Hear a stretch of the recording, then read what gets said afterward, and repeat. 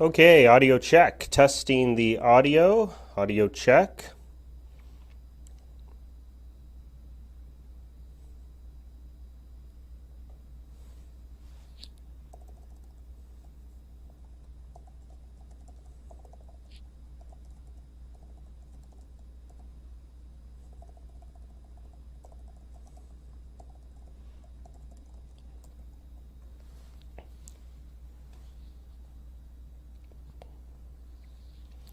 Audio check. Testing the audio.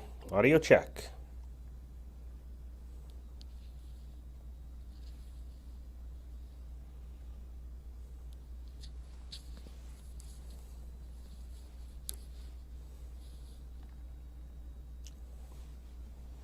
Welcome, everyone. We'll get started here in about 7 minutes.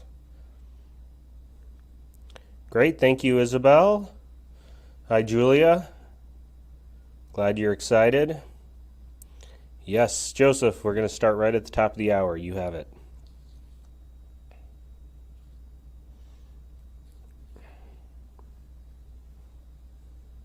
If you don't already have a beverage, get a beverage. I encourage you to get some water, coffee, tea, anything that will keep your mind engaged and energized. Personally, I like coffee, and I intend to drink some of it here before we get started, although I will probably not be drinking any during the presentation. If you choose to, like many of our previous participants, workshop participants, enjoy a wine or something like of that nature, we do certainly, we're happy for you to do that. Just, ask sensible questions during the Q&A portion of our time. That's all we ask. Where's everybody from? Everybody here for the first time? Hi, Kevin. Hi, Carol. Too late to drink coffee for Jennifer. Yeah, well, coffee doesn't do too much to me these days. I have 3 small children, so I think I'm somewhat perpetually tired. Specifically, one of them's not that small, but 7-year-old, 3-year-old, and a 1-year-old. Hi, Kathy. Hi, Donna. Oh, wow, very cool. Got a lot of people. From first time, okay, good, a lot of first timers. People from Texas, New Hampshire, all over the place. Very cool. Colorado, Ohio.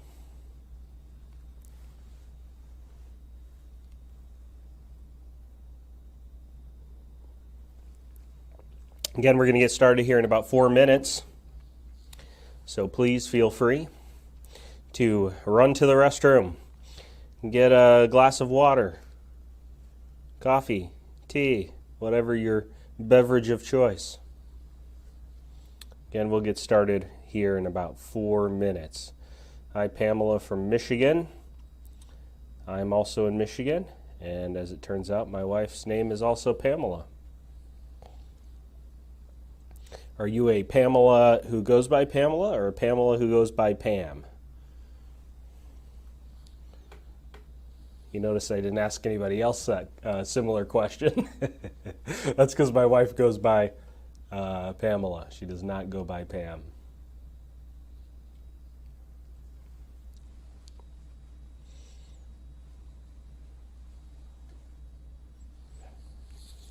Okay, everything's looking good on my end.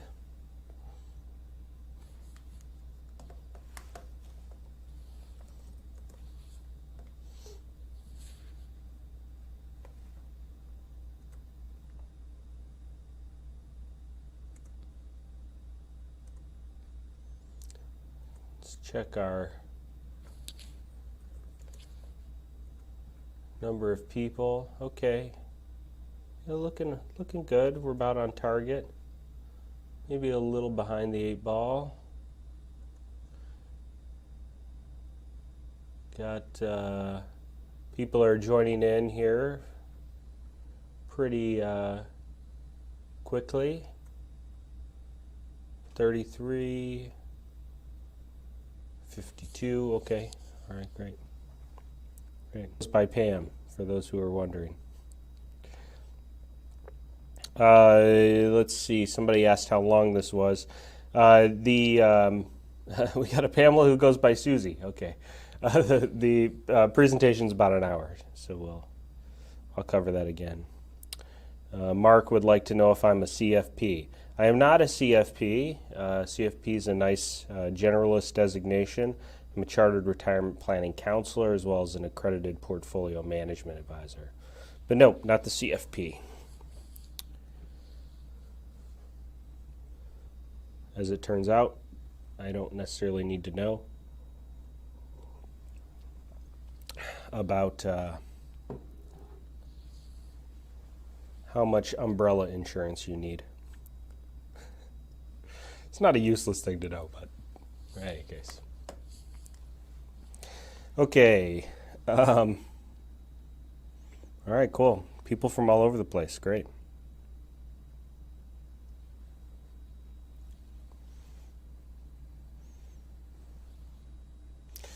Got about a minute till start time, so if you have any last things you want to do, go ahead and run and do that.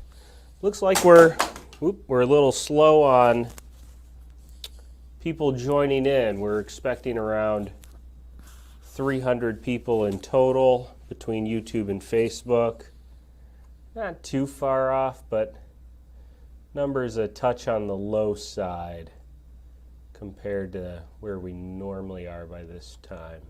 So occasionally we have some issues with text messages going out on time, so want to give people a chance to get settled in here before we get cruising. May slightly delay our start time. Hesitant to do that, but maybe slightly. Oh, I just had a big jump. Lots of people just joined in. Okay, all right, so it looks like we're doing good. Give me 1 second, we'll get started here in just a minute.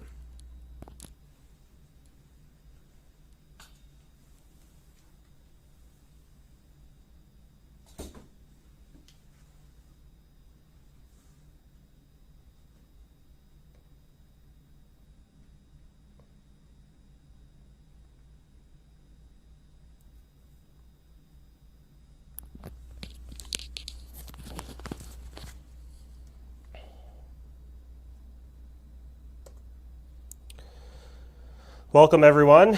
My name's Kyle McCauley. I'm one of the national presenters here at Einstein Retirement Workshops. And you are in attendance to our most popular presentation that we do. Social Security filing strategies, how to ensure you get the most out of your Social Security retirement benefits. This is our most popular presentation. Einstein Retirement Workshops is a national educational organization. At one time we used to fly around the country and we'd maybe see you in a local community center, a library, something like that, university. But today we now do our events in this live stream format. Thanks to COVID and other travel restrictions and all of that. We have made the transition to doing these virtually, and frankly, since making that transition, we've been able to interact with so many more people, and frankly, many of you probably are not in a location that we were going to be in person, and so now we're able to reach out and help many more folks than we could prior to the pandemic and all of those lockdowns when we were seeing you face to face. So we're honored that you're here, and we're very excited. We've now had more than 100,000 people register to attend one of our events. It was a milestone mark for us. We were excited about that, and so we're glad that you're here again. Okay, let's cover our agenda. As soon as I can get all my tech to work correctly. Click, there we go. All right, I think we're on a roll. We're going to spend a little more than an hour on the topic of Social Security. At the end of that hour time period together, we're going to do two things. Number one, We're going to talk about how you get access to our Social Security filing workbook. We know that many of you are anticipating receiving that, and we want to make sure that you're able to get your copy. So we will talk about how you can request that. Number two, we will go right into a Q&A portion of our time together. So at the end of today's presentation, after we talk about how to get the workbook, we're also going to share with you an opportunity for you to ask questions. So you'll simply put it in the chat portion as you saw. I'm sure many of you saw me highlighting comments and things. I'll do the exact same thing during the Q&A. You'll type in your question. I can highlight it just as I did, and then I'll answer your questions. I'll try to answer just as many as I can. We are expecting a big crowd tonight, so do make sure you get your question in if you have one, because I unfortunately do not always get to answer every question, but I'll do my best. Okay, my name is Kyle McCauley. In addition to being a national presenter at Einstein Retirement Workshops, I am also the managing partner of City Center Financial. And I share my background with you just so you have an understanding of the focus and the background and experience that I have when I do this presentation. So City Center Financial is a retirement planning firm. And in addition to that, I am a chartered retirement planning counselor, an accredited portfolio management advisor, and also the only nationally accredited Social Security educational designation, a National Social Security Advisor certified professional. And every advisor associated with our organization has that accreditation. So I share that with you again just so you have an understanding that when I do this presentation, I am sharing with you really the experiences of many folks that we have helped make good, high-quality Social Security filing decisions within the context of their retirement plans.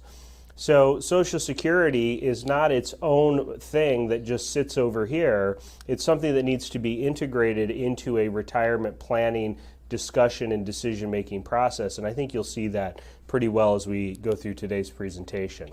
Now, the purpose of our conversation today is not to sign you up for Social Security. Okay, we're not affiliated with the Social Security Administration. We're not employed by them.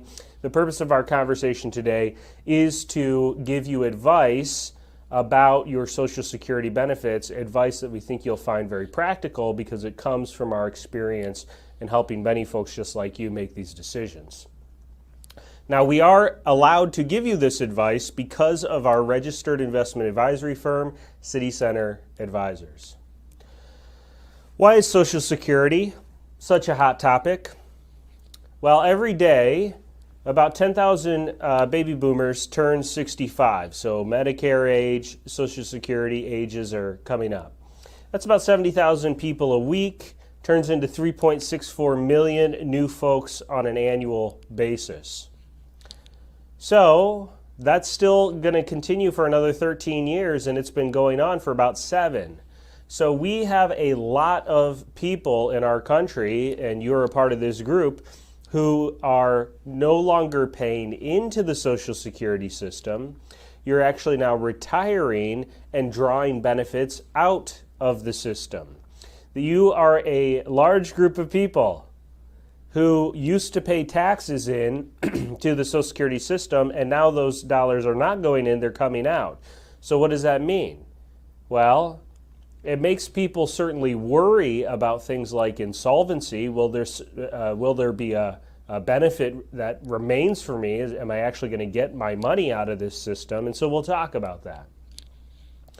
Now, in terms of what Social Security means to you, 65% of middle-income Americans derive more than 50% of their retirement income from their Social Security benefits. Now, that is true for those who have done a good job of working and saving and accumulating other forms of retirement income, as well as those who haven't. Now, obviously, those who haven't, Social Security is going to be the primary source of income. But even if you've accumulated pension benefits or put money into 401k plans or brokerage accounts or whatever types of savings you have, Even for you, Social Security often will make up a sizable portion of your total retirement income. I've done this live enough to know that if we were in a room together and I asked for a show of hands, how many of you were told at some point in your life, don't plan on Social Security? I'm pretty confident that many of your hands, if not all of your hands, would go up. But the benefits are here, and in many cases they can be quite good. It is not uncommon for us to see married couples between the two of them to be $40,000, $50,000. We sometimes see benefits combined $60,000 to $80,000 in combined annual benefits for a married couple. So not only are the benefits here, but in many cases the benefit payments can be quite good. Now, since 1985, pensions have been going away. They've been frozen. Unfortunately, we've seen benefits where people are already taking income and those benefits get cut. Okay, we don't like that, but it does happen. And so that has enhanced the need for that Social Security benefit and the value of that Social Security benefit. Also, 46% of Americans today pass away with less than $10,000 to their name. Why do we highlight that statistic? Well, the way you should frame in your Social Security benefits, when you frame in what do these dollars really mean to me, how are they going to impact me over my lifetime? The way you should think about it and framing it into your retirement plans is as retirement income insurance, or you could say longevity insurance. Why would that be important? Well, you insure all the important financial things in your life. You insure your house, your car, your health. Do you insure your retirement? Yes, you do. Social Security is a form of retirement income insurance. Even that person who passes away with less than $10,000 to their name, so long as they qualified and they're still living, they are still receiving that Social Security check. Social Security benefits pay to you no matter how long you live. That could be pretty important these days because people are living much longer than they ever expected to. Married couples, age 65, your life expectancy is not the average life expectancy, it's much longer. Gentlemen, you have a 50% chance of living to 92, and ladies, you have a 50% chance of living to 97. You know, my grandparents are a very good example of this. My granddaddy passed away at the age of 92. Okay, right on life expectancy. Now, what about him causes me to say that he's a great example of people living much longer than they expected? Well, he had 4 heart attacks and 3 bypass surgeries before the age of 75. If you had asked him at 80, hey, granddaddy, you think you'll live to 90? He'd have smiled and said, I don't think so. But mostly because of my granny, who's still living, she's 92 now, he lived, okay? He kept going, and he made it all the way to age 92. Now, I don't know if you can live as long as this gal, but this is Ms. Kane Tanaka. She's 118 years of age, and she's from Japan. Interestingly, of the last 5 oldest living people, 4 of them were from Japan. So really, if you're thinking about relocating, I would recommend that you might consider Japan. Okay, we're going to talk about some basics about how your benefits work, how they're calculated. We'll talk about strategies for those of you who are married, options for those of you who are divorced, options that you might want to consider if you're widowed. And then if you fall asleep somewhere in the middle, please do wake up in time for taxes. I can tell you, our organization has now helped thousands of people make very high quality Social Security filing decisions. If there is one single item that will take 2 strategies that kind of look, pretty close, if I file this way, it kind of has a little advantage here or this way, but they're really kind of the same. But if there's one single thing that will change our mind, it is taxes. And unfortunately, it's not a simple issue, it's a complicated issue, so I do want to make sure we spend enough time on that to give you some guidance and help. Let's talk about some basics of how your Social Security benefits work, how they're calculated. In order to qualify for a Social Security benefit, you need to have 40 credits.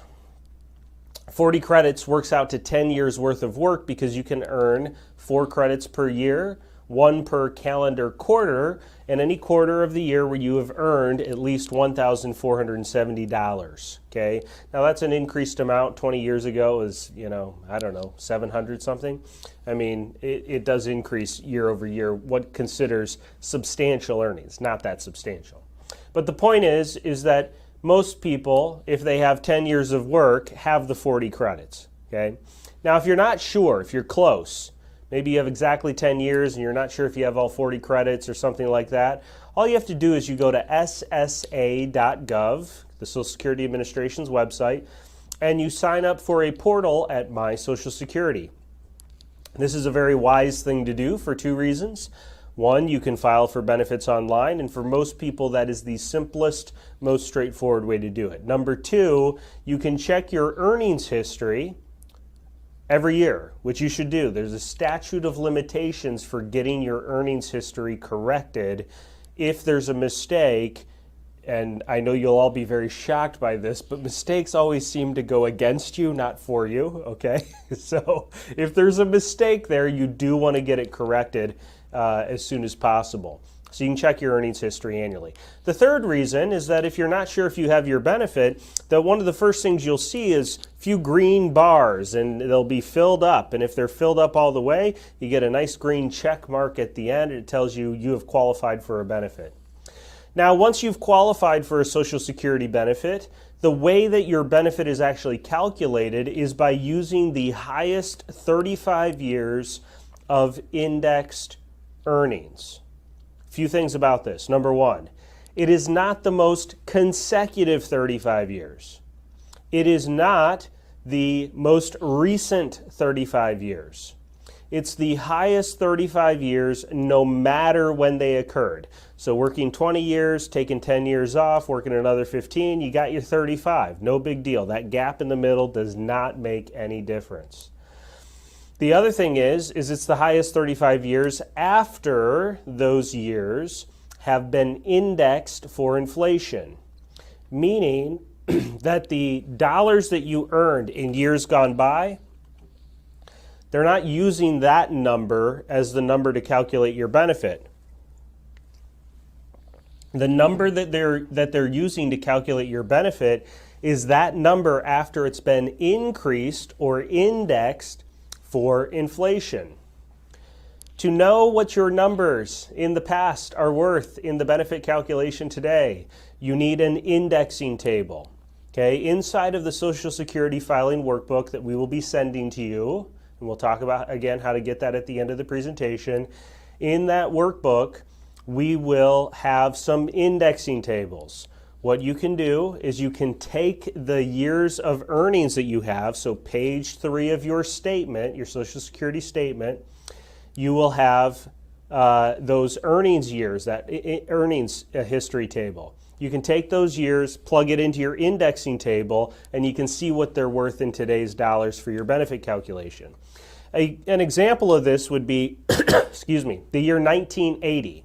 In 1980, if you had, let's say, an income of $20,000, what you would see when you put that on the indexing table is that you should multiply that by 4 and change, meaning $20,000 in 1980 is worth a little more than $80,000 in today's dollars.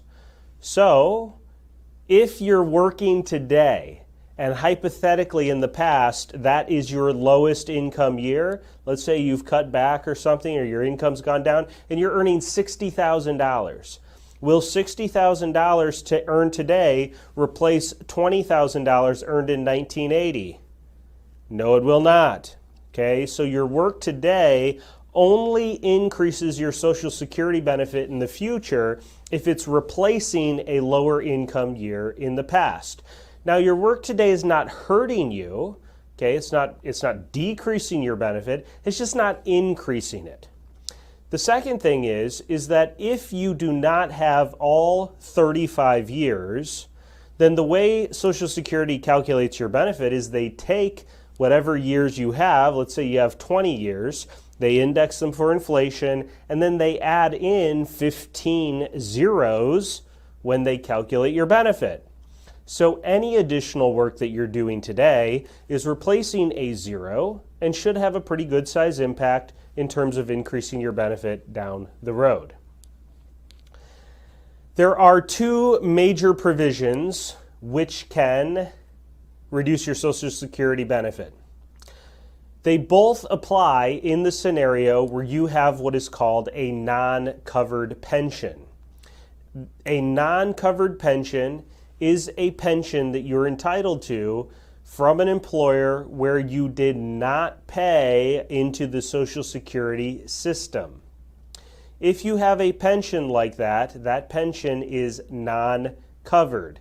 When you receive the dollars from the pension, if you also worked in a job where you had Social Security, when you also then try to receive Social Security, the amount of the pension can affect the, not the amount of the pension, the number of years of outside work outside of that non-covered pension job will affect how much your Social Security gets reduced by. That provision is called the windfall elimination provision. There are calculations on this in your workbook. I don't have them memorized, okay, so I can't give you a good example right off the top of my head. The other one is easier, the government pension offset.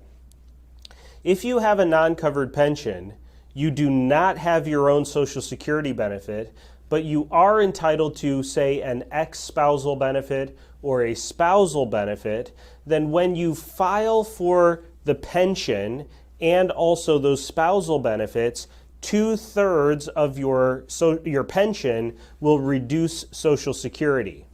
Now, that can push that benefit to a negative number or at least zero, okay? So if you hit zero or a negative number, you don't get anything from Social Security. If, though, you have the windfall elimination provision scenario, it can never go to zero, but it could be a very reduced amount, okay, depending on how many years of substantial earnings you have. Again, calculations for both of those are in your workbook. Now, the next thing that I should say about this is that there is currently actively being worked on in Congress right now legislation to eliminate both of those provisions. So, if you're affected by them, you might want to look into that and maybe petition your congressperson to get on board. Okay, I think you know this, but if you don't, you've paid a lot of money into the Social Security system. 6.2% of your pay has been going into the system over the last 10, 20, 30, 40, however many years you've been working. Your employer paid the other half of that for 12.4% of your pay. Unless you're self-employed, then you got to pay both. And so I think if you could imagine an account somewhere with your name on it with 12.4% of your pay in it, that might be a lot of money. Now, maybe I'm preaching to the choir because you're here, but that sizable amount of money is yours.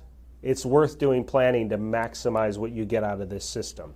I don't mind saying that I feel that the Social Security Trust Fund has been a little bit negligent with what they've done with your dollars. They loan it to our government through Treasury bills. That's how they get their interest. And wouldn't you know it, Treasury bills lag behind other investment instruments in terms of their performance and interest rates. So have they done a fiduciary duty and level of job with your dollars at the Social Security Trust Fund? Debatable. And so it's worth doing your planning, your due diligence to maximize what you get out of this system. You have earned these benefits. Unfortunately, it is not as though you have an account at Social Security with your dollars in it. The way the system works is as a pay-as-we-go system. What does that mean? Well, right now it means we're operating in the red, because dollars flowing into Social Security right now are leaving Social Security to pay current recipients. That plan is good through the year 2035. The GAO does an analysis every year, and they say so far good through 2035. And in 2036, we're funded roughly 75 cents on the dollar thereafter. So that means in 2036, all of your Social Security checks will be cut by 25%, right? No. Here's what they do to fix Social Security. You all know this, okay? I'm not telling you something that if you thought about it for a second, you wouldn't know. What they do to fix Social Security, and maybe I should put air quotes around that, is they reduce benefits for future recipients. You all have reduced benefits compared to your parents. Your parents had a full retirement age of 65. You all, the oldest of you, have a full retirement age of 66. It means you have to wait longer to get your max benefit. Okay? There are many of you who have a full retirement age of 66 and some number of months. 2 months, 4 months, 6 months, 8 months, 10 months. Okay? And then there are some of you who are young enough to have a full retirement age of 67.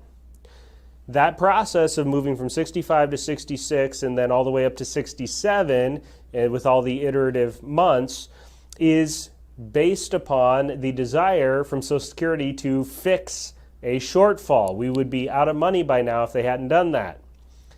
But here's the problem. It's not good enough. So what does that mean? It means they're going to do something like that to your children and grandchildren. Okay, the Social Security system cannot remain as it is to stay fully funded, and they are required to stay fully funded. So they'll fix the system again, and what it'll mean is some version of a reduction in grandchildren. Again, the system is as pay as we go. So your children and grandchildren are going to pay for the dollars that you're receiving so long as they have gainful employment.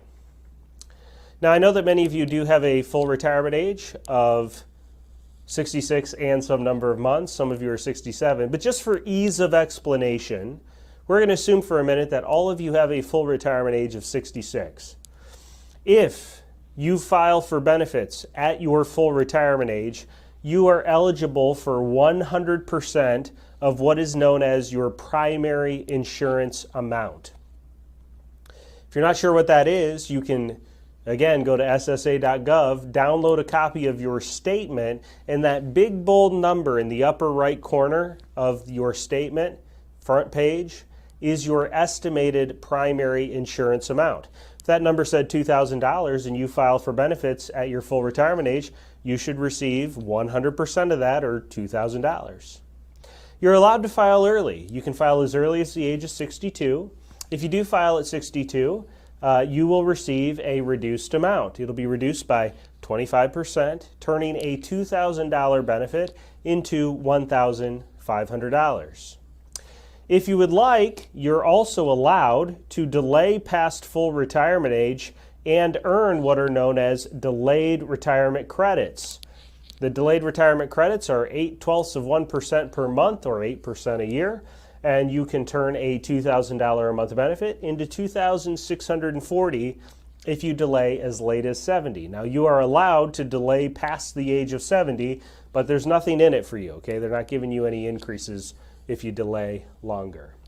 Both the increases and decreases actually happen on a monthly schedule, not an annual schedule. We often talk about them as an annual schedule, but it's actually monthly that we see those increases or decreases. There are 3 distinct benefits you can file for. The first one is a retired worker's benefit. This is a benefit that you're entitled to based upon your own work history. Another benefit you can file for is a spousal benefit or an ex-spousal benefit. These are benefits that you're entitled to based upon that spouse or ex-spouse's work history. Widow or survivor benefits are benefits that you're entitled to based upon a deceased spouse or a deceased ex-spouse's work history. The last time Social Security law was changed was in October of 2015, and basically that law change took away all the fun stuff. So if you've ever heard of things like file and suspend, get a lump sum check, basically all of that is gone, with one exception. If you were born before January 2nd of 1954 and you have not yet filed for a benefit, and you are entitled to a spousal or ex-spousal benefit, you can do what is called a restricted application, file for those benefits, and then switch to your own at a later date. This group is getting smaller and smaller every year, so I'm not going to spend any more time on it now, but if you have questions, please let me know in the Q&A. For that group, as well as everyone else, there's really just a couple of things you want to keep in mind when you're filing your Social Security benefits. Number one, you are allowed to suspend your benefits at any time for any reason. Now, why would you ever start a benefit, start receiving the money, and then say, wait, hold on, stop, I don't want to receive the money anymore? Well, consider this scenario. You're laid off from a job. You think, well, I guess I'm retired. And so you go ahead and you file for Social Security. You start receiving some dollars. And then a friend of a friend who knows somebody says, hey, we got a job, I think you'd be good at it. And you take a look, you say, great, looks good to me. Now you are reemployed. You have Social Security. You have employment income. You don't really need the Social Security. Well, you are allowed to suspend benefits if you would like, and simply allow the Social Security to get back on its growth track. So now it will grow, and you'll be able to earn any delayed retirement credits you're entitled to from the point of suspension till as late as age 70. If you're older than 70, never suspend your benefit. There's nothing in it for you. It won't do anything. Now, if you suspend benefits and you're within the first 365 days from your date of filing, you can, one time only, rescind your application and reset your benefits as though you never filed. In order to do that, you must pay back any dollars you've received up until that point in order for Social Security to reset those benefits. So that could be a tough thing to do if maybe you've received 10 months of benefits. Maybe it's not so tough if you just received a couple of months, but it is an option. They'll reset the benefit as though you never filed. Let's talk about spousal benefits. In order to qualify for a spousal benefit, you need to have been married for at least 1 year. Also, the spouse that you are filing on must have filed their benefit. This is a deemed filing rule. The deemed filing rule says that whoever you're filing on must have filed theirs for you to receive your spousal. If my wife and I are the same age, we're close, she's a little older, but close enough. We're the same age. She has a $2,000 a month benefit. Let's say I don't have a work history. I would like to file based upon her work history, but if she hasn't filed yet, I can't file. In order for me to file, she also has to file. Now, if she has a $2,000 benefit, I'm thinking half of that, half of her primary insurance amount, or $1,000 for my spousal benefit. But what happens in the scenario where I have my own benefit that's $1,200? Well, I do not get any spousal. $1,200 is more than 50% of her $2,000 or $1,000, and so it's not like I can get some of my own, part of the spousal, none of that stuff. Okay? If my own is higher, I just don't worry about the spousal benefits. Now, it's up to 50% of my spouse's primary insurance amount, not the benefit she's receiving. So, if she files early, say at 62, and is getting $2,000 a month, but I file at my full retirement age, I still get a full $1,000. On the flip side of that, if she delays till 70 and is getting $2,640, there's no increases there for me. It's 50% of the primary insurance amount, then modified by my age. Now, the thing about my age is that for spousal benefits, there are no delayed retirement credits. So if my spouse files delayed at 70, $2,640 is what she's getting, but I still only get $1,000. You see, the 100% doesn't change. So it's not half of what she's getting. It's half of her primary insurance amount modified by my age. Now, the other thing is that spousal benefits reduce at a faster rate than your own benefit. If I have my own work history and I have $1,000 a month in a benefit and I file at 62, I'm getting $750. But if it's not my own work history, it's my spouse's, I'm not getting $750, I only get $700. So if you want to think about it like extra penalties for spouses who file early, maybe that's a fair way to say it. Now, the other thing is no delayed retirement credits on spousal benefits. If I have my own benefit of $1,000, I can turn it into $1,320. I can't do that with spousal benefits. Here's a very common scenario. I have my own benefit, $500 a month. My spouse has a $2,000 a month benefit. She wants to delay till 70 to get $2,640. What should I do? I should start my own benefit at my full retirement age, collect $500 a month, and then when she files at 70, I'll get the bump up from the $500 to the full $1,000. Married couples, when one of you passes away, only one benefit remains, and it's always the higher of the two. In the scenario where my wife passes away, okay, she's got $2,000, I have $1,000. My wife passes away, I say goodbye to my $1,000, I keep her $2,000. If I pass away, I take my $1,000 with me, she keeps her $2,000. Only one benefit remains, it's always the higher of the two. Now, the only caveat to this that could get an increase is in the scenario where the higher wage earner files early. If the higher wage earner files early, say at 62, they're getting 75% of their benefit. But the 82.5% rule says that a surviving spouse can get no less than 82.5% of that primary insurance amount. So if my wife had filed early at 62, she's getting $1,500. If she predeceases me, I'm not stuck at the $1,500. I get a little bump up to $1,650, 82.5%. Two most common mistakes we see married couples make. Number one comes from the proper view of your Social Security benefits in your retirement planning decision-making process. Longevity insurance, or again, retirement income insurance.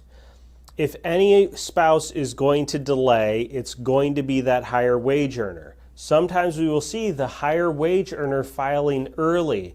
And what risk that creates is that it could shortchange a surviving spouse.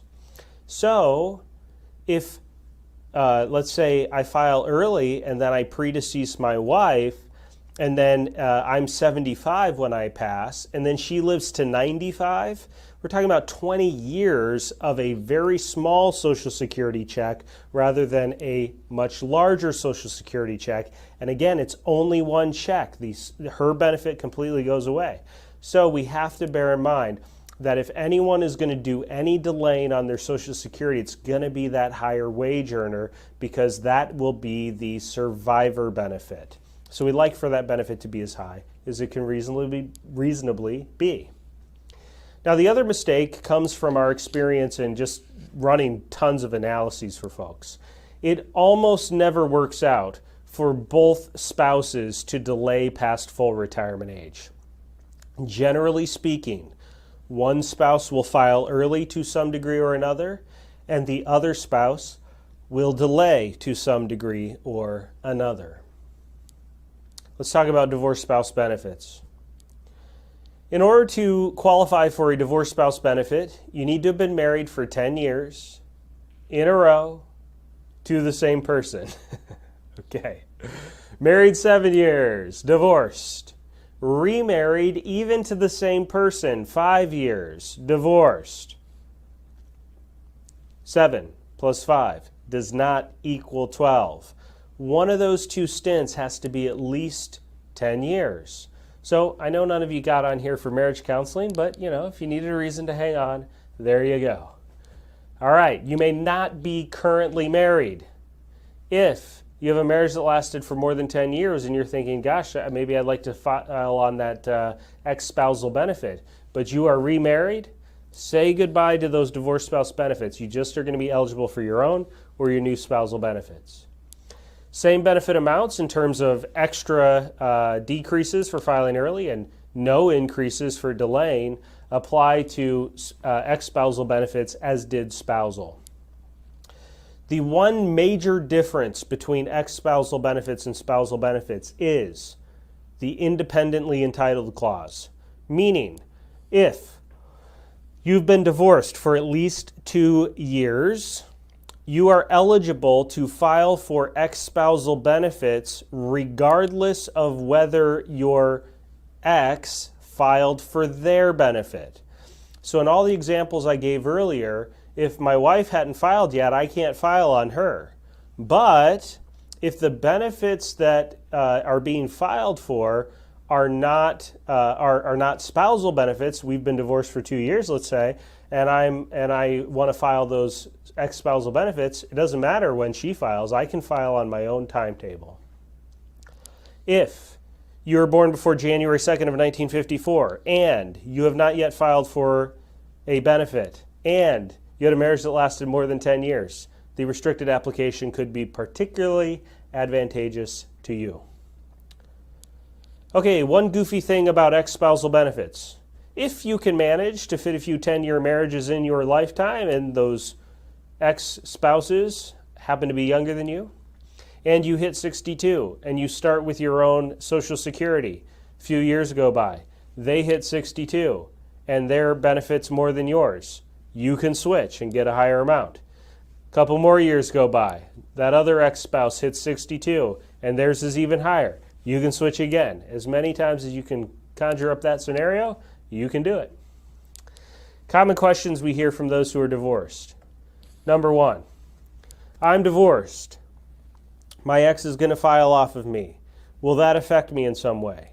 No, it will not. I'm divorced. My ex is going to file off of me. I'm also remarried and my new spouse is going to file off of me. Will their benefits affect each other? No, they will not.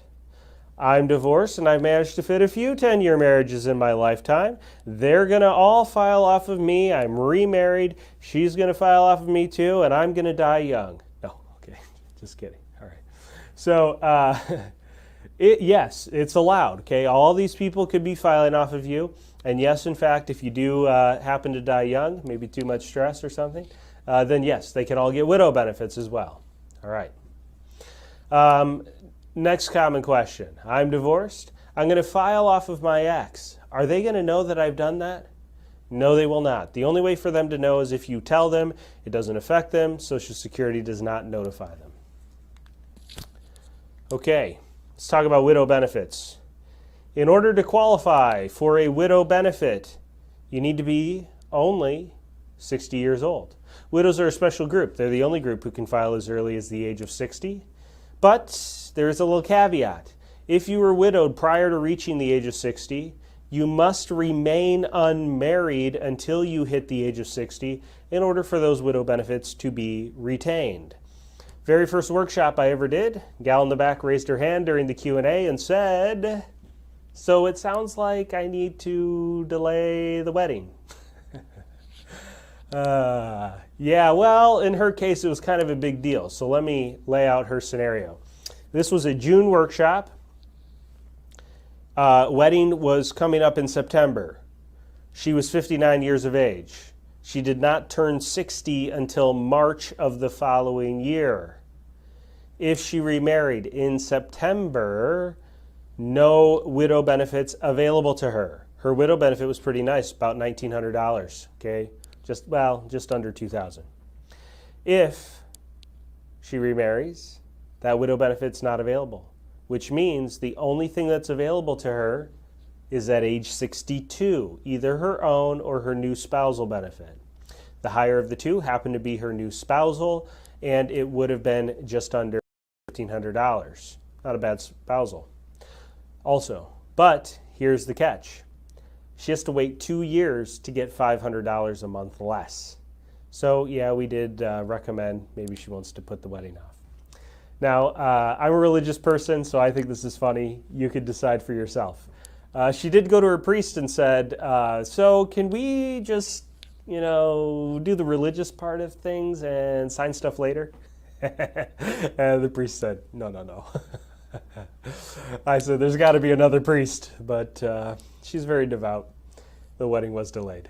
All right, you have to be married a minimum of 9 months prior to the death of your spouse in order for widow benefits to be attained. This provision is here only to prevent deathbed marriages. It's not here to hurt people. So, if you have a scenario where the death was some unexpected cause, you can get an exception. Only real life example I've ever run into, so it's not too common, but I have run into one real life example with this. Gal was married later in life. Husband was in the armed forces. He was shipped overseas, killed in action. They'd been married just less than 6 months. Again, it wasn't as though he had a terminal illness or some known reason why he would be passing, so we submitted proper documentation and the widow benefits were reopened. Another widow case study. Widows do have the most options in terms of how they can file, so we want to look at a case study of Jane, who's trying to figure out what to do about her widow benefits. We met Jane at one of our workshops, live workshops, and she was 59 years of age when John passed.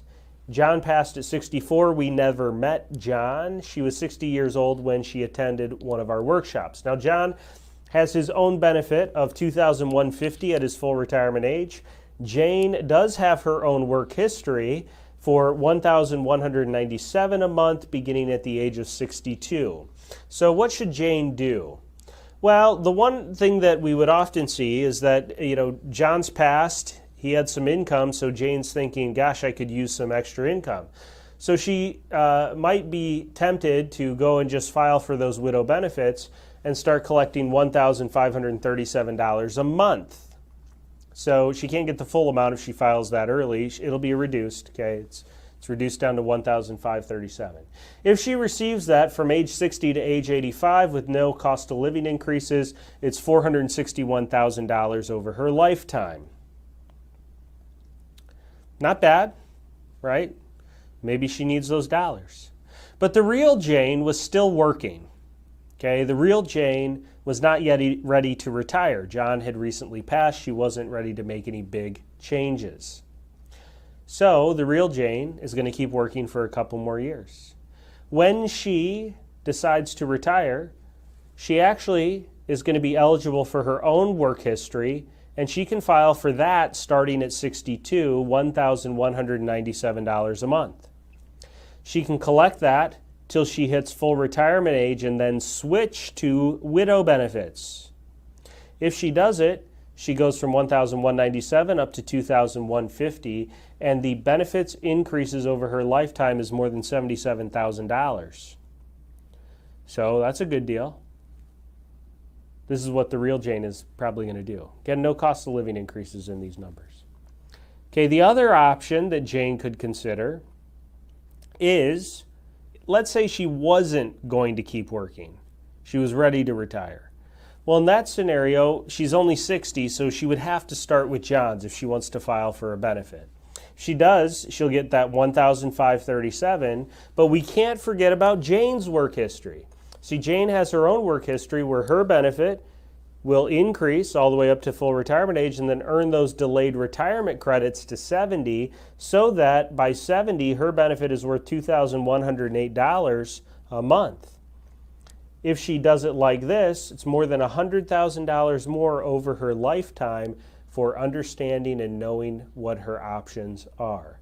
As you could imagine, if she starts with the widow benefits, she will not get a phone call at 70 from Social Security saying, hello, Jane. Yes, by the way, we'd like to make sure that you understand that you should switch and file for more money. Yeah, that phone call's not going to show up. I know you're all amazed to hear that, but it's not. Okay, she has to know to do it. Now,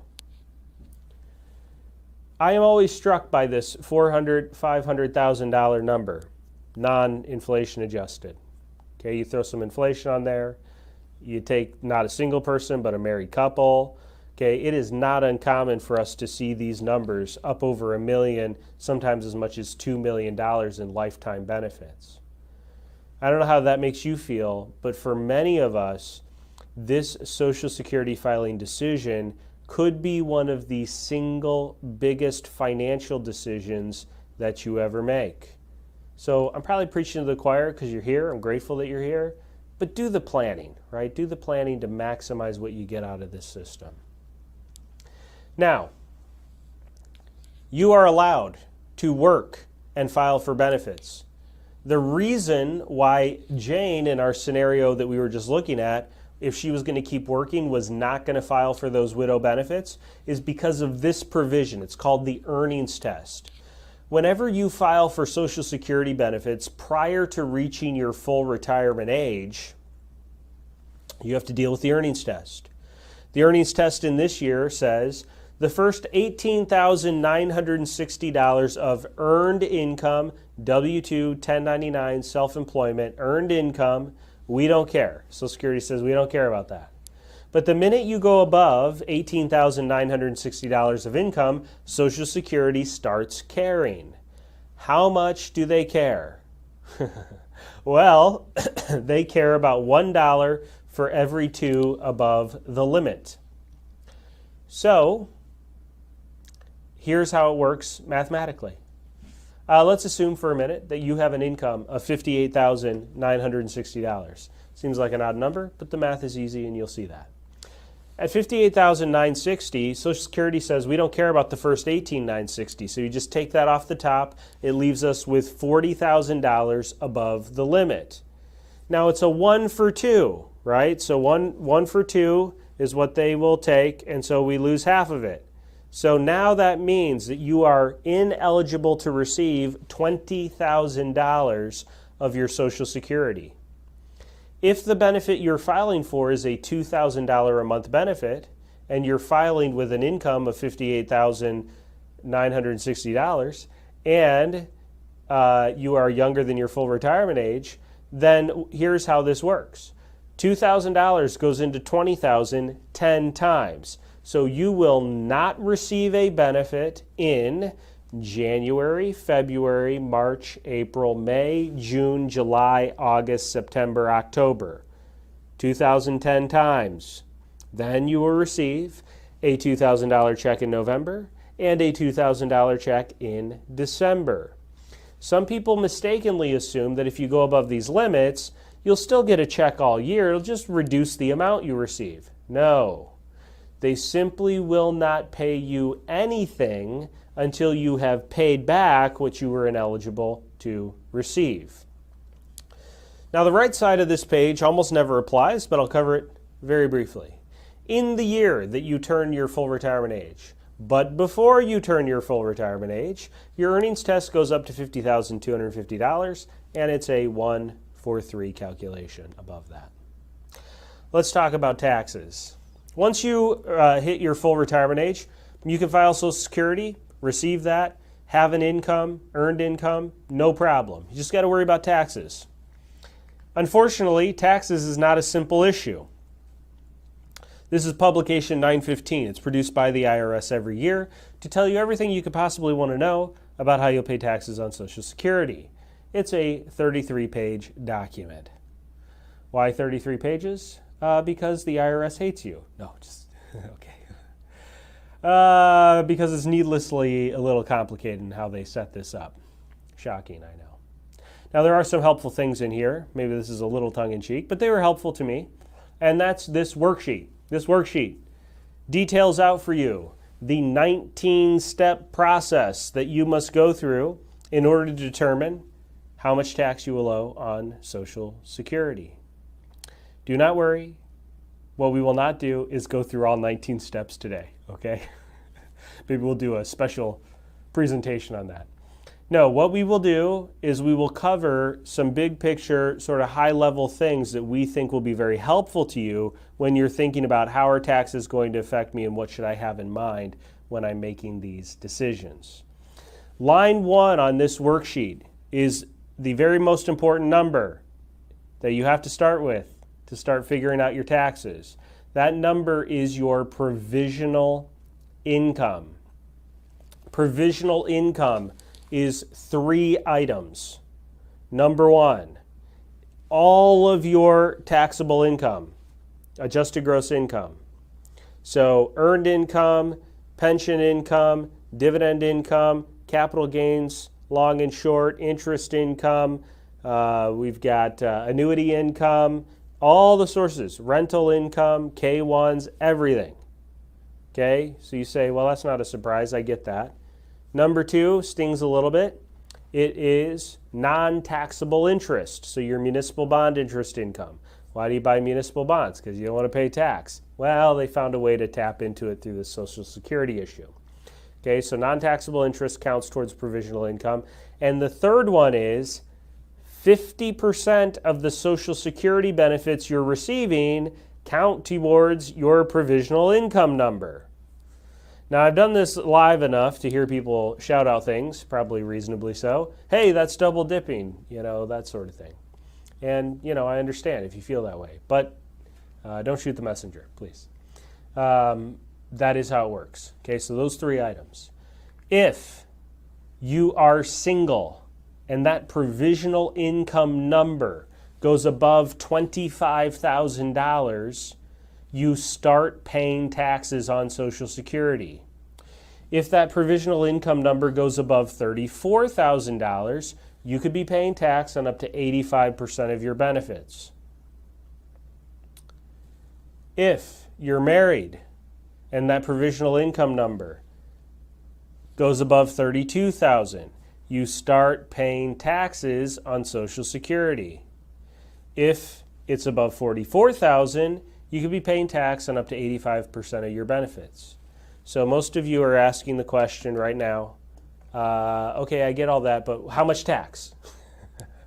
50% tax? 85%? No, not 50% or 85% tax. Here's where it gets complicated. All right, so again, bear with me. For those of you who are going, it's complicated enough. Sorry, it gets a little complicated here. Here's how this works. Let's say you are cruising along through retirement. You've got some pension dollars or withdrawals from a 401k.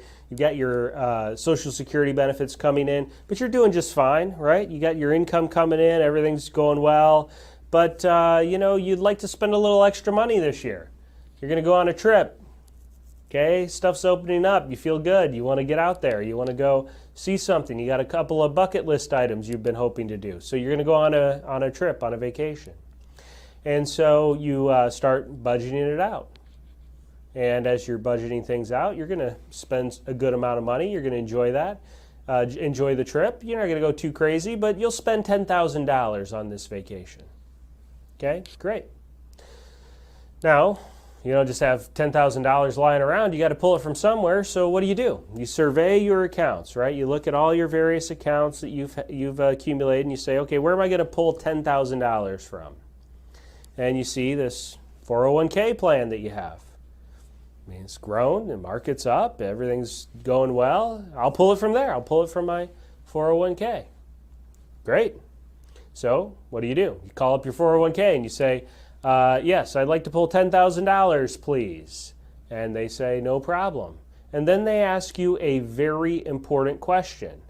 They ask you, how much tax would you like to have withheld? Oh, yeah, right, taxes. Well, maybe you know, or you have to look at your tax return or whatever, okay, but you figure it out and you go, I'm in the 12% tax bracket, so I will withhold 12%, please. And they say, no problem. They send you your funds, you go on your trip, everything's great, and then March of next year rolls around and you are punching stuff into TurboTax or H&R Block Online or TaxAct or whatever your tax layer, whatever your tax software is, you're punching stuff in, and while you're doing that, there's a problem. TurboTax says you owe money. You never owe money. You always withhold enough. In fact, you're used to getting a little bit of a refund. Why does it say I owe money? Well, here's what happened. TurboTax is not wrong. When you took your distribution, that $10,000 from your 401k, what you didn't account for is that you were above these numbers. And so you added additional taxes to your Social Security. You didn't get more money from Social Security. You just added taxes to your Social Security.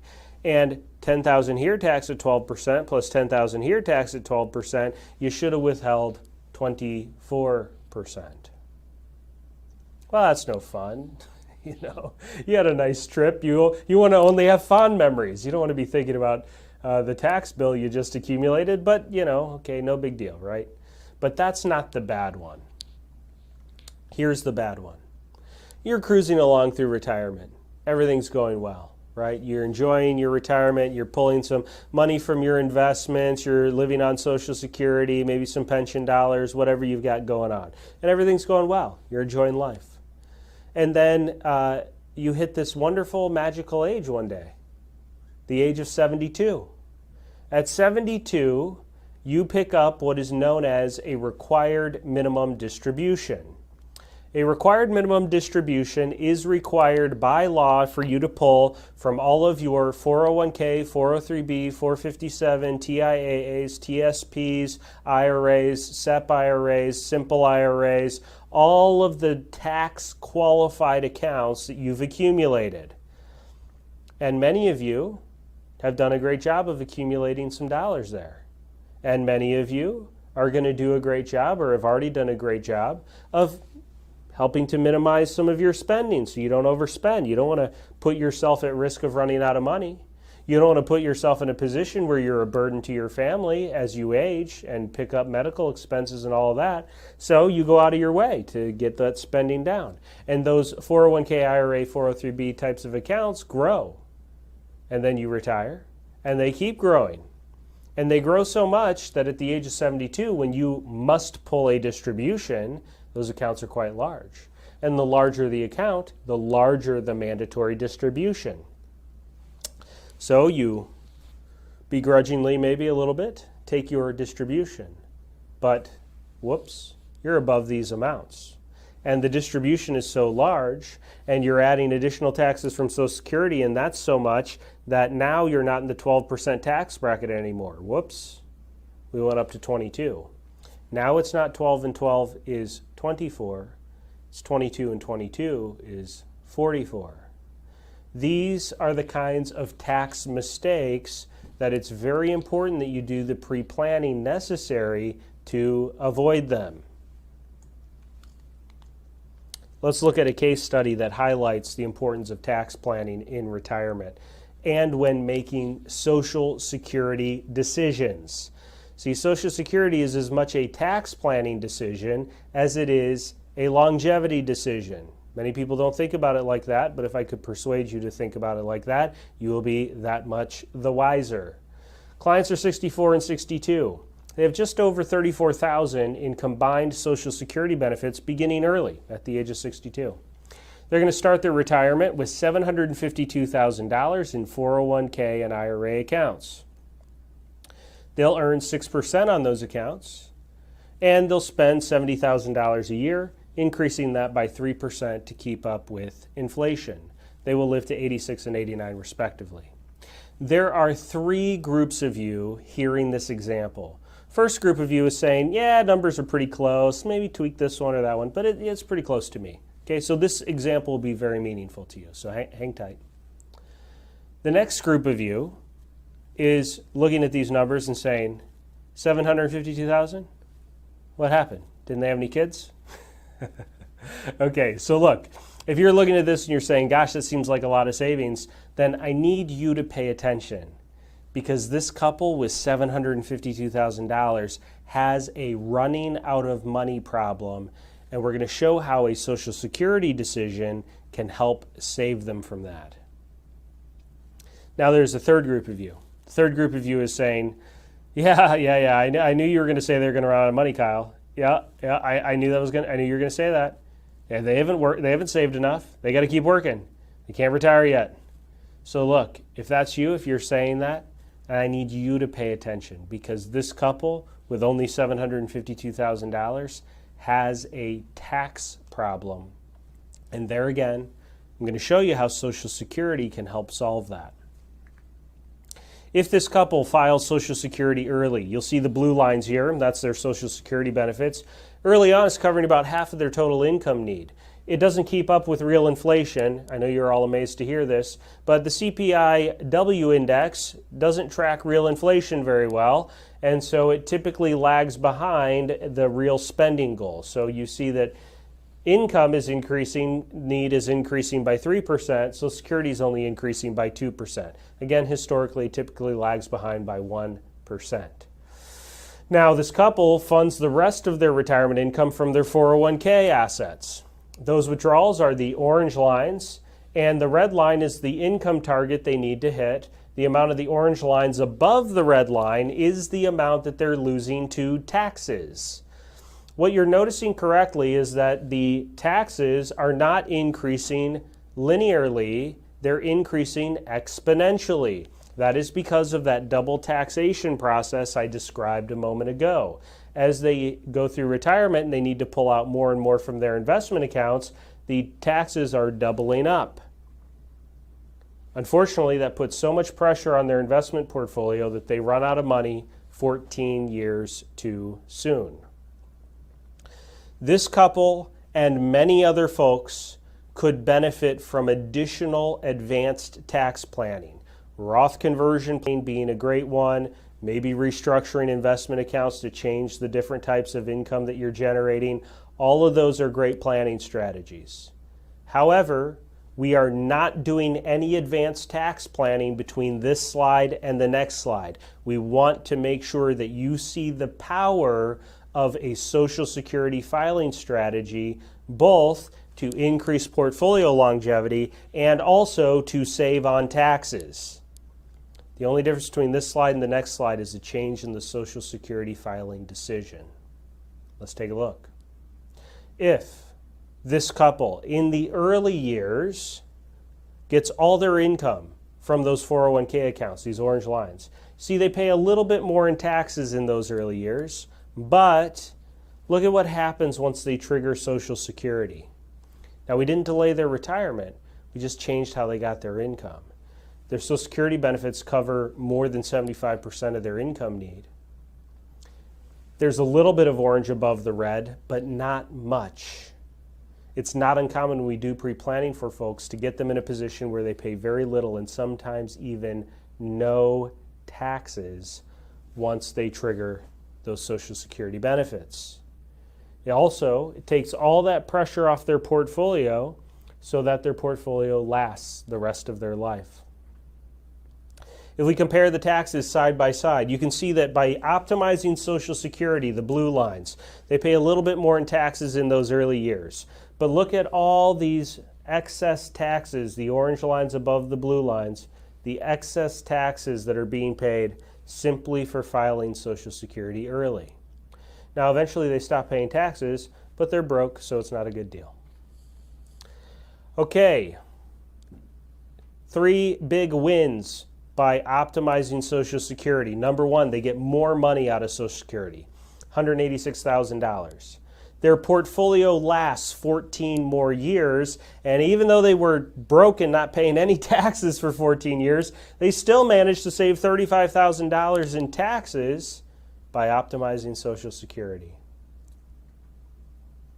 A few things about your Social Security statement. Number one, your Social Security statement is a snapshot in time, okay? There are no cost of living adjustments applied to it. It's just, here's what we're showing you in today's dollars. The statement assumes that you work all the way to 62, retire, file immediately. Or you work all the way to full retirement age, retire, file immediately. Or you work all the way to 70, retire, file immediately, okay? If you retire at 65 and then wait to take your benefits till 70, that's not on your statement. It could be a little off for that reason. It's your work history only. No spousal coordination, no widow benefit coordination, and then certainly and obviously no advice. So look, after hearing our presentation today, you may or may not feel that you could use a more individualized, specified analysis or look at your Social Security filing decisions. I hope I've made the reasonable case today that making a Social Security decision in a vacuum, not considering its impact on your taxes, not considering its impact on your investments and your total retirement planning success rate, I hope I've made a good case for why that's not a reasonable way to think about this. If you are imagining, okay, if you're saying to yourself, gosh, I can't even imagine trying to make a Social Security decision without factoring in my taxes or my investments, then I think we're of exactly the same mind. So let me tell you a little bit about what we're going to offer to you today. Okay, we're going to talk in just a minute how to get your Social Security filing workbook. But as a part of that, if you would like to request it, you can also request this free analysis, complimentary analysis, okay? No cost. So we've got too much free stuff, right? We've got a free analysis that will help you make a good Social Security decision. We got a free workbook. I don't think you paid anything to be here for this workshop. I hope you found it to be fun and entertaining and helpful. But we got too much free stuff, Kyle. What's going on? Okay, many of you are asking that quite reasonably.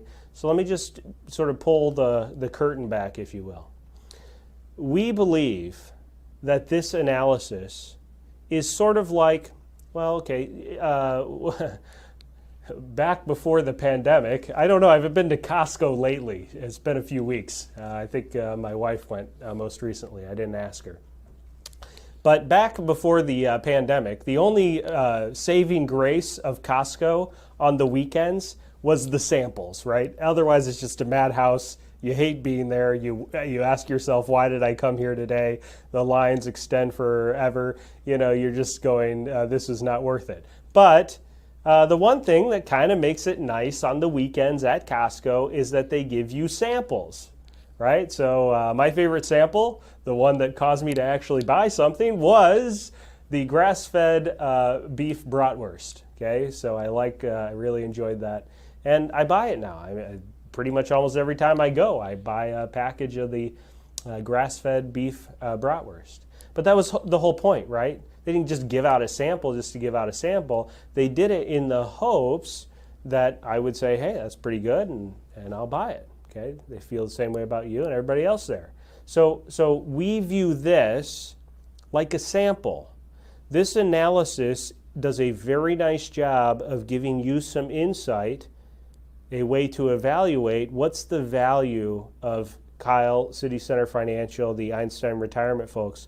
What is the value of the work that they do? Is it something that could even help me?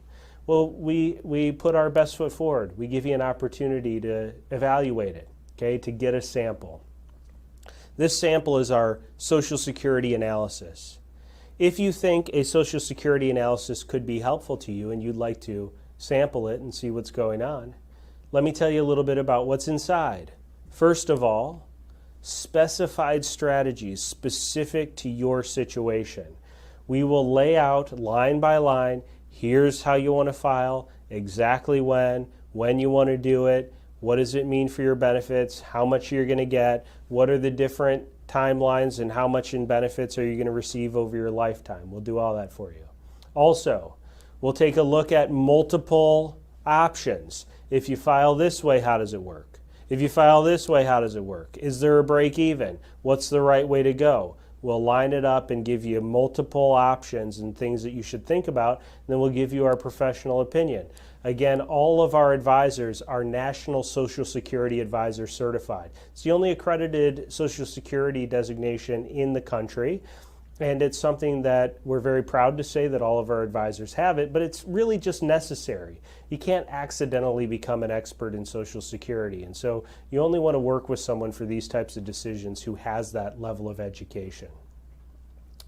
Okay, Social Security law is about 2,600 pages, you know. Takes a little education and training and ongoing education to make sure that you stay on top of things. Now, the single biggest and most beneficial part of this analysis, the thing that really sets it apart, that is going to cause you to say, wow, I'm so glad I got this analysis. The thing that will cause you to do that is the retirement income, cash flow, and tax analysis portion of this Social Security analysis.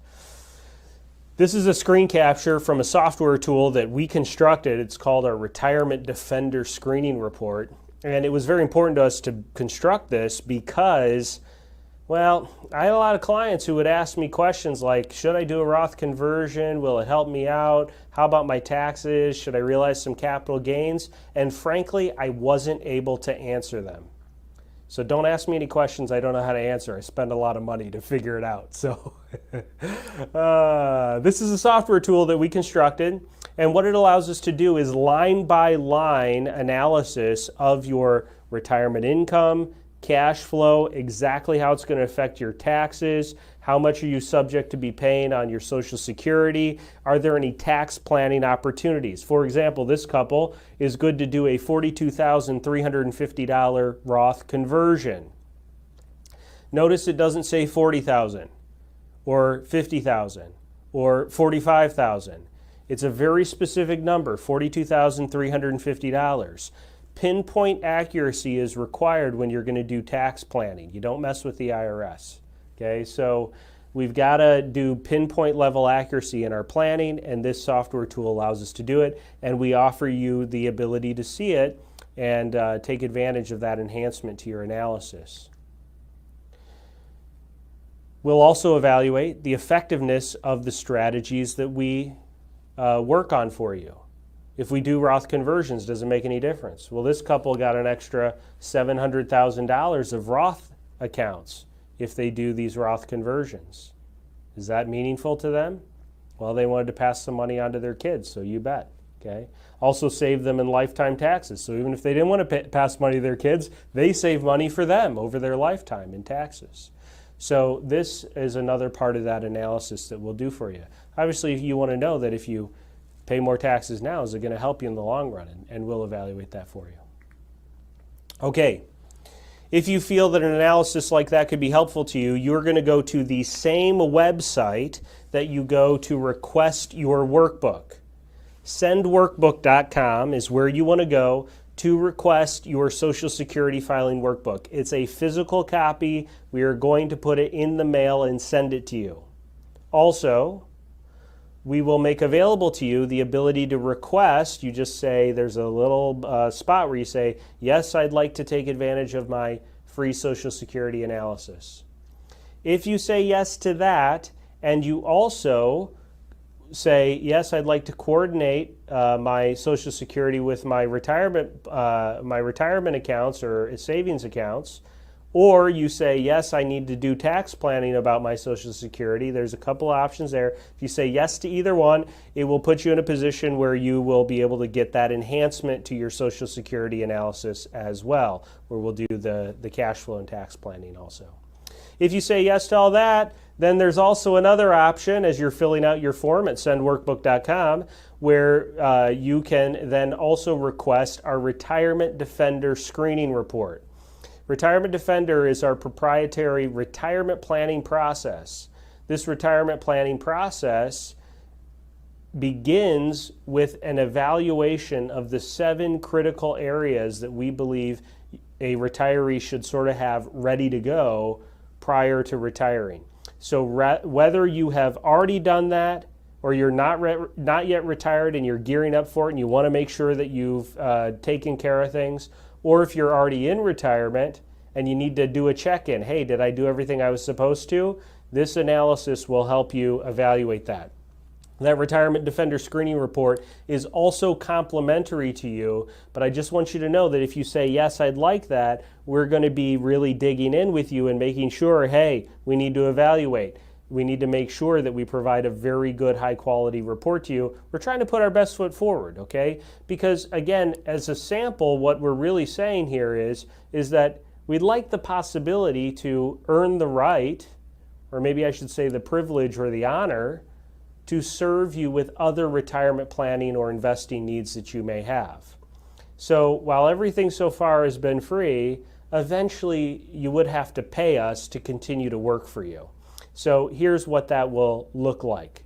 If you get to the point where you're past all the free stuff and you get into a position where it's like, okay, here's what we have offered to you, and you say, hey, that's pretty great, we really like this. And now we're saying, well, what else can we assist with? Do we need to help you with some investment planning or some additional retirement planning needs that you have? Then we will be talking about how to hire us to work for you. There are 2 primary ways that our clients hire us to work for you.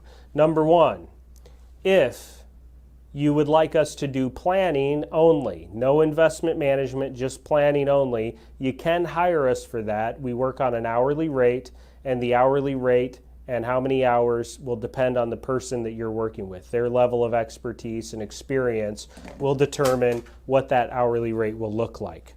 The second way that to hire us, and the way that I'd say that probably the majority of our clients hire us, is they do have investment planning needs, and they say, gosh, I need someone who's really an expert in this retirement planning stuff to help me get my investments together so that I'm good for the rest of my life.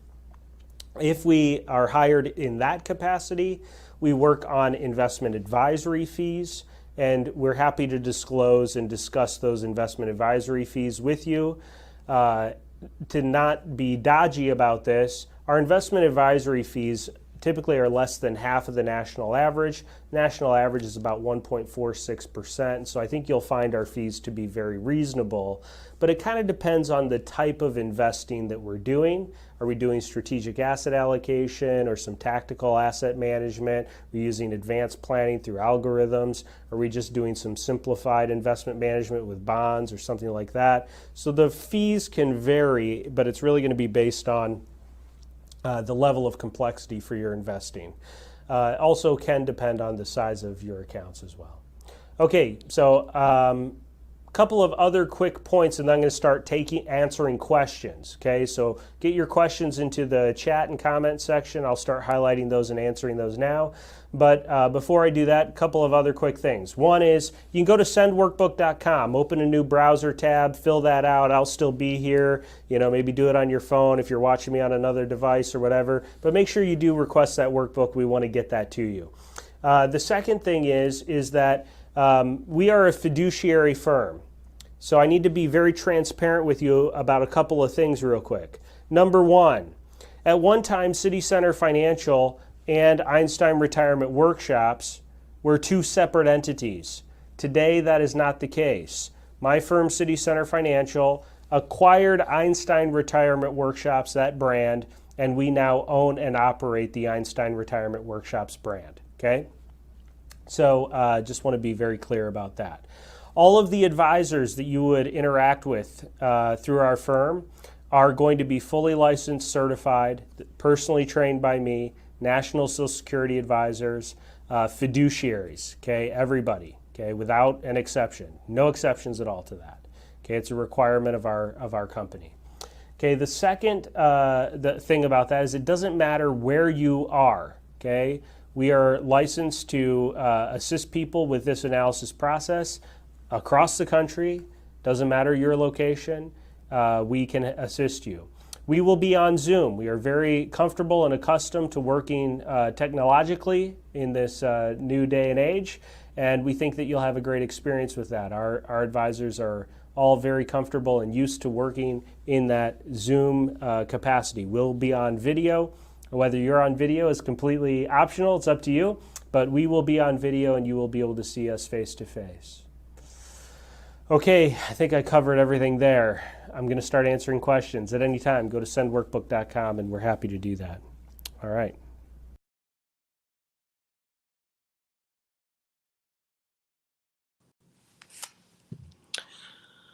Okay, thanks everybody for watching a recording of the presentation I did earlier. We wanted to make sure that we got that available to you. I'm doing some traveling right now, so I answer questions, but my background's a little different. Didn't do a quick change, didn't change my clothes or anything like that, but I do have some bags under my eyes. I have 3 kids, so we've been driving down. Going to enjoy some Halloween fun in Kentucky. We're in Louisville, Kentucky, with my parents live here. So I've got 3 kids, an 8-year-old, a 3-year-old, and a 1-year-old, and we're all going to go have some fun at Zoo Boo, which is, if you've never been to Zoo Boo in Louisville, Kentucky, and you have a chance to do that, it's pretty cool, actually. It's probably one of the nicest ones in the country, I believe. So I am going to start answering questions now. And so, again, just put those in the chat at any time. Please feel free to go to that sendworkbook.com there again and do that. Again, that's sendworkbook.com. There should be links, whether you're on Facebook or YouTube, for that. And we're happy to have you do that while I'm answering these questions. Okay. Let's see here. Okay. All right. Brian McCory says, my wife is 67. She's about to retire and file for her Social Security benefits of about $1,000 a month. I'm 66 and not planning on filing until 70 to maximize my benefit to get the 8% that you discussed. Okay, all right. Oh, here we go. Here's a little continuation. Even if I retire and stop working at 68 or 69, I was told by Social Security Administration today that when my wife files, I can receive a spousal benefit of 50% of her current FRA or $500. So Brian, if that is in fact true, it also means that you were born before January 2nd of 1954. So if you're born before January 2nd of 1954, then the answer is yes, you can do that. That would get you 1,500 a month until you file at 70 versus 3,000 if you had done 66. So yeah, so far everything sounds good, but you do have to have been born before January 2nd of 1954, Brian. If that's true, then it sounds like you're good. You should be able to do what you're describing. Okay, Sandra saying, my husband died in 2015 at the age of 93, and we were married for 12 years. Okay. I was 42 and never remarried. I took my Social Security at 62. He took his at 65. Can you help?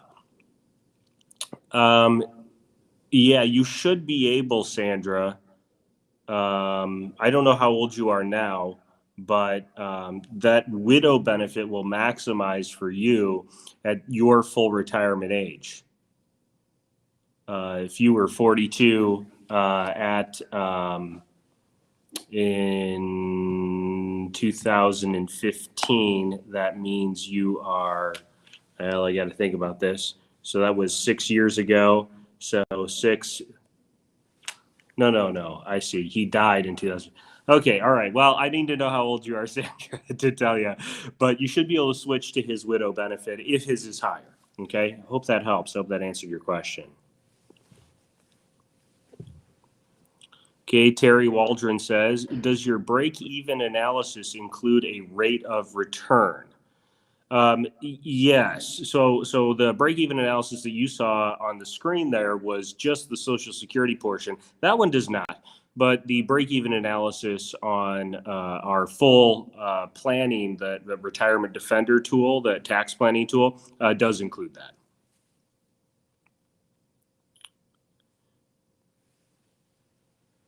Sandra is wondering how to get the free analysis book. Yeah, the free analysis, you just go to sendworkbook.com. Okay, again, it should be in your chat, either on whether that's on Facebook or YouTube. Right in that, in the chat, you should see a link for sendworkbook.com. You can open it, go to it now, request the workbook, request the analysis if you think that's going to be helpful to you. And we'll be happy to get that for you. Okay, Vivi says, I will be 60 in a few months. My ex-spouse passed. Okay. We were married 20 years. Working still with a $42,000 income. Well, that's going to be close. Vivi, it's possible that the answer is yes, that it's still worth you filing even though you're over the 18,000. If you're going to get the analysis from you, we can tell you for sure. But I wouldn't write it off as something you definitely should not do. It is possible that that would be the right way to go, but it depends on how much his benefit is and what yours is, because there again, yours you can maximize to 70, whereas his only maximizes at your full retirement age. So deciphering that will be a little tricky, but we could certainly help you do it if you're getting the analysis. Absolutely, we can answer that one. Taylor is asking, does remarrying after age 60 allow a divorced benefit to still be on the table for someone like it would a widow or regarding a survivor benefit? So remarrying after the age of 60 does not disallow a widow benefit.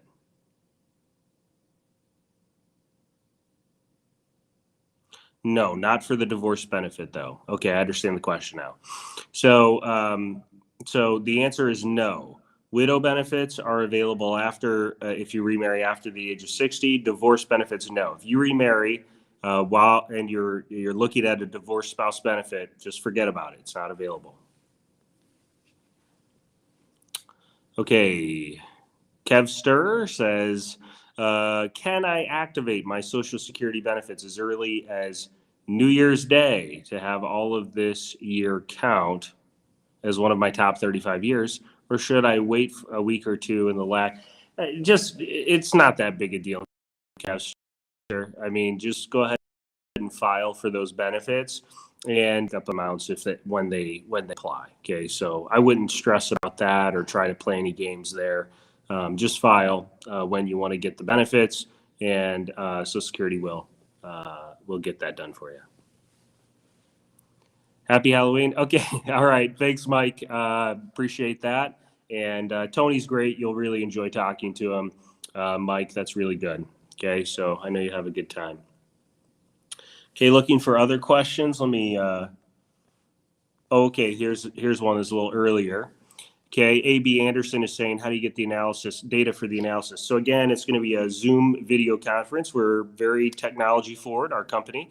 In this day and age, you kind of have to be, but also it's allowed us to provide a very high quality retirement planning service, really regardless of your location. You know, maybe some of you don't have a top-notch, high quality retirement specified and focused planning firm in your area, and we can provide that type of value to you, despite the fact that we might not be in your backyard, so to speak. So we're very comfortable with that. We find that our clients have given us great feedback on that, and so we're happy to interact with you over Zoom to get this analysis for you.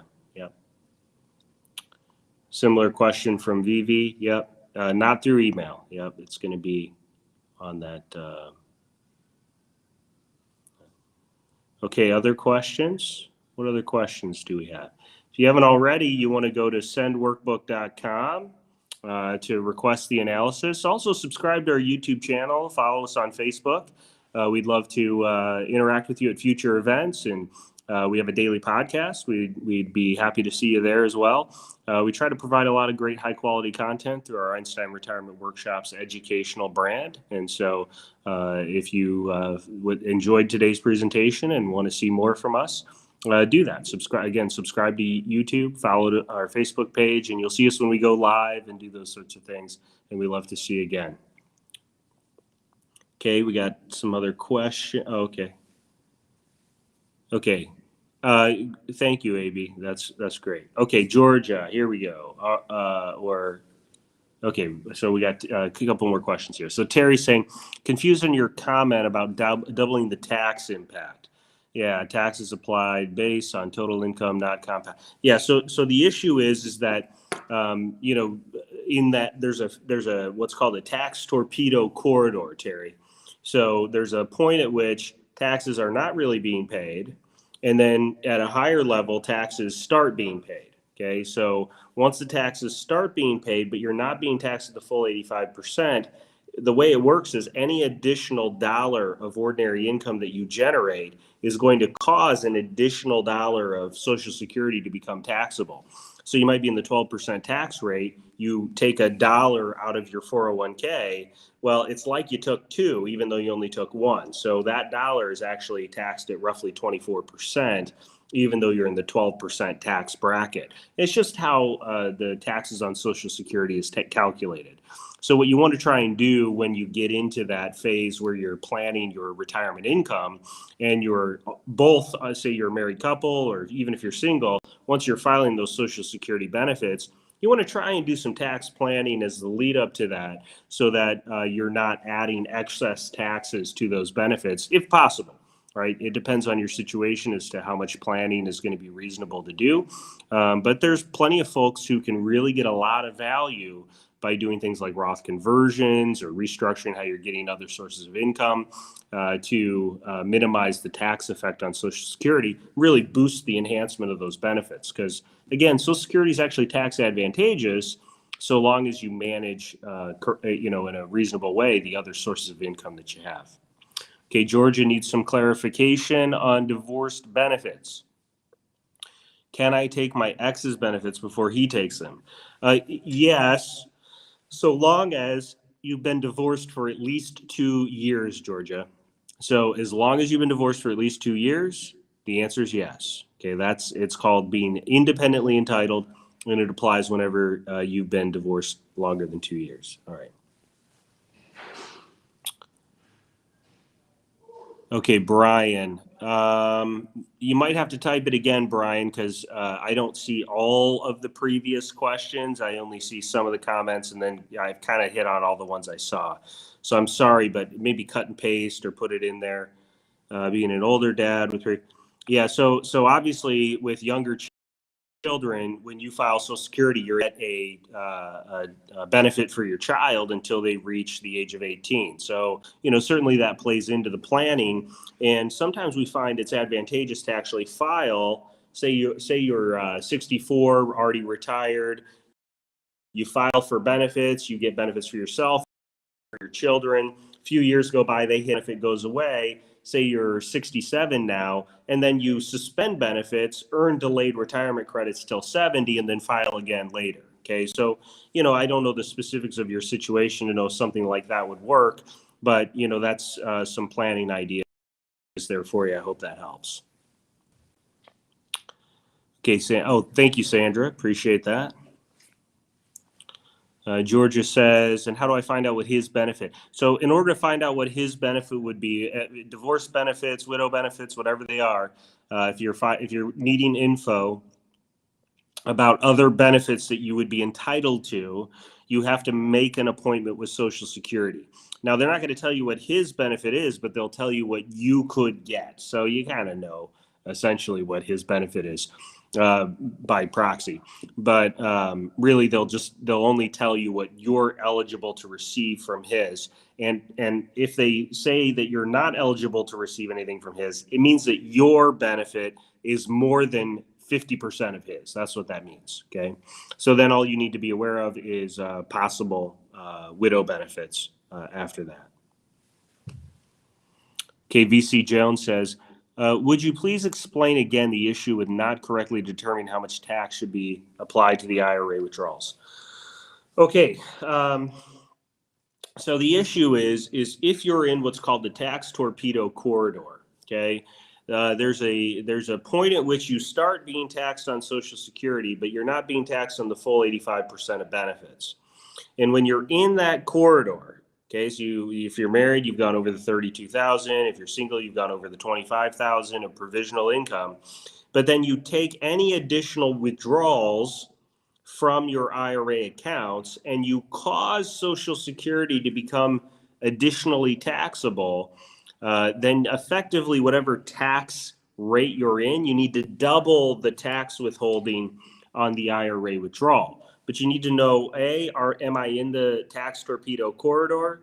B, how much till I max my 85% taxes on Social Security?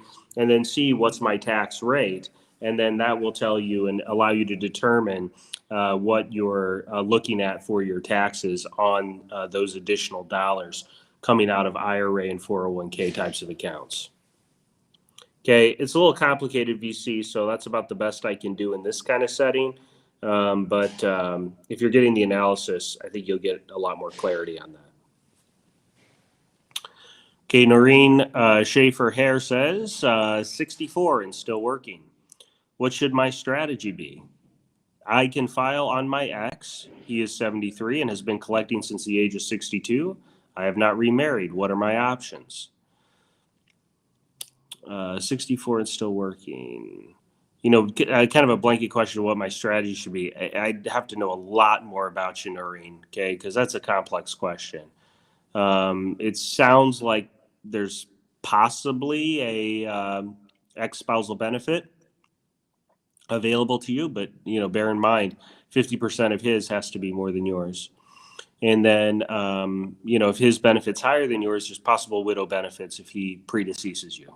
Okay, so those are the things to keep in mind, Noreen.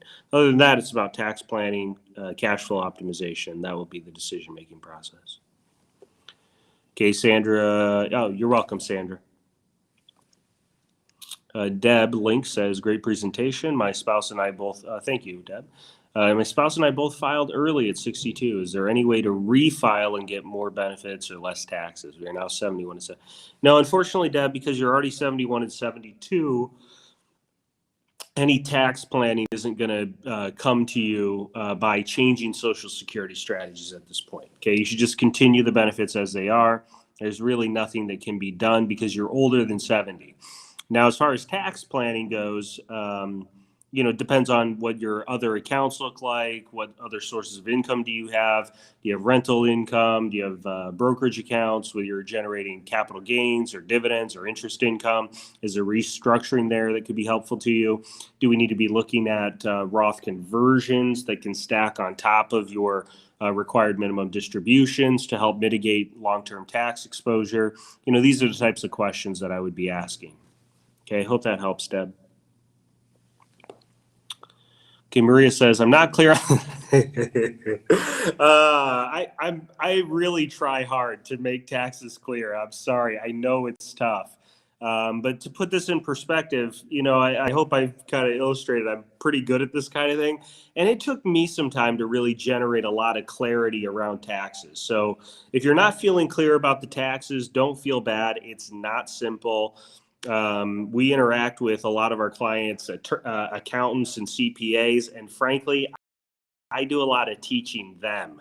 So, I'm sorry, I know it's complicated, but just, if you're getting the analysis, trust me, it'll be a lot more clear there, and we'll be able to really help. If you're not, you're gonna have to spend a lot of time with this. There's no other way to say it. You're going to need to put in the time and the work if you want to try and figure it out. Okay, so if I retire in December of 2022 at 64, you're saying I won't receive a Social Security check for 9 to 10 months. I was not clear on that. So that's the earnings test. So, and you try to file in 2022, then yeah, you might not receive anything depending on your income. So you'd want to wait till 2023 to file for Social Security. Okay, that's the only thing there. So that's not too bad. I also have thrift savings and a pension. Okay, yeah, you just need to do the tax planning. Think about Roth conversions, Maria. Stuff like that will probably be very helpful to you. Okay, A.B. Anderson says, if I inherit money from the death of a loved one, how does that play into my planning and taxes? Well, it depends on how you inherit those dollars. If they're IRA dollars, then you have to deal with the new inherit IRA rules, which are different. You no longer have to stretch the lifetime or anything like that, or a 10-year payout. It's actually, you have to pull all of it over a 10-year period, a 5-year period, but it doesn't have to come out all at once. You could pull it all in 1 year, so you just need to coordinate it with your other planning needs. Otherwise, most of the time, most other assets are liquidated ahead of schedule. The estate pays the taxes for you, and you just get a check that's paid out in cash. Okay, good, Brian. Georgia. Okay, good, Georgia. Lori says never remarried. I don't know if you had a question there, Lori. If you have a question related to that, please let me know. I don't know if I missed it. I'm sorry if I missed it. Okay, good, Georgia. Thank you.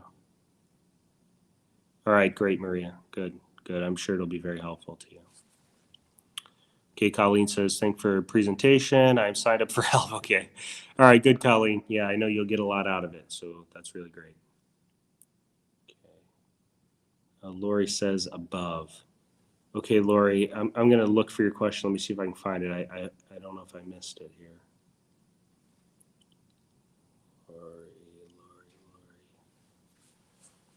Lori, you might have to put it back in. I'm sorry. I don't see your question. So if you can just put it back in, I'm sorry for that. Maybe cut and paste or something. Yeah, I'm sorry.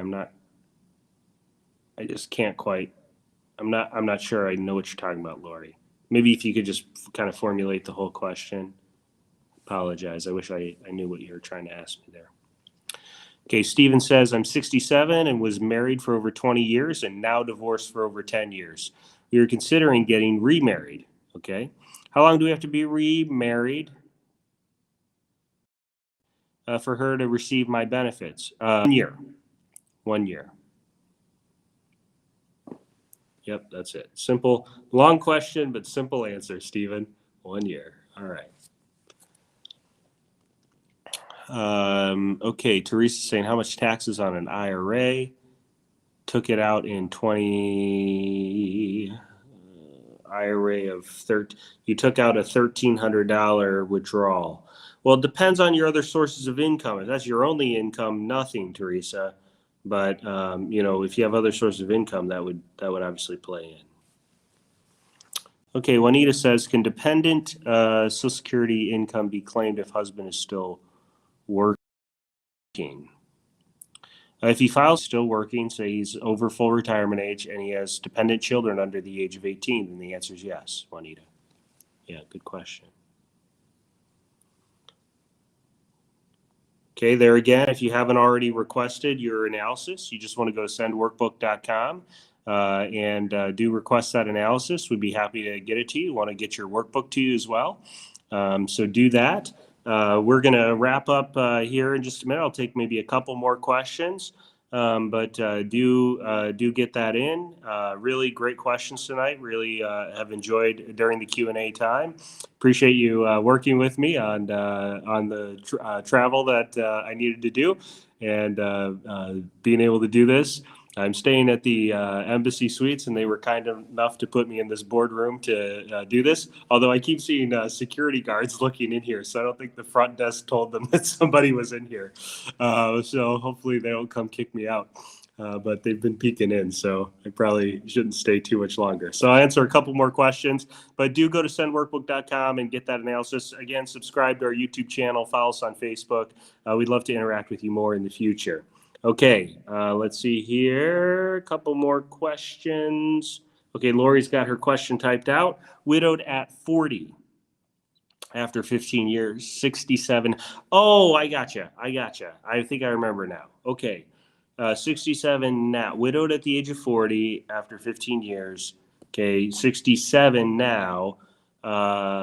Still working. Can I get my widow benefits and take my? Yes, Lori. Yep, you got that exactly right. Yep, great understanding, Lori. I think you're in good shape. All right, good. Thanks for bearing with me and working with me. All right, Terry says, hate to visit taxes again. No problem, Terry. Under you're assuming that the tax on Social Security is 0 to get the doubling impact. No, I'm not. No, I'm not assuming that it's 0. In reality, it's 12% of the combined Social Security. Yeah. No, that's not correct. In my scenario, what I'm assuming is that there is a portion of Social Security that has not yet become taxable. So you might not be paying the full 85% of your Social Security benefits is being taxed. So let's say you're only being taxed on 60% of the benefits. Well, that 25% of benefits is not yet taxed. So any additional income that you generate in that 12% tax bracket is going to double until you hit the full 85. Okay, I hope that helped, Terry, but no problem. Okay. No problem, AB. Thank you. You're welcome. Good, Lori. Good. Yep, Teresa, just go to sendworkbook.com. Okay, we'll put it back on the screen here. Sendworkbook.com is the place to go. And we'd love to get that to you. And with that, we'll wrap up for today. Really appreciate all of the questions. I enjoyed it. And I wish everyone a wonderful night. Again, subscribe to YouTube, follow us on Facebook, and we'll see you at future events and podcasts and all that stuff. Thanks, everyone, and have a wonderful night. Enjoy Halloween. Enjoy all those kiddos and their cute costumes, and even the ones that like gory, scary stuff way too soon. All right. Have a good night, everyone.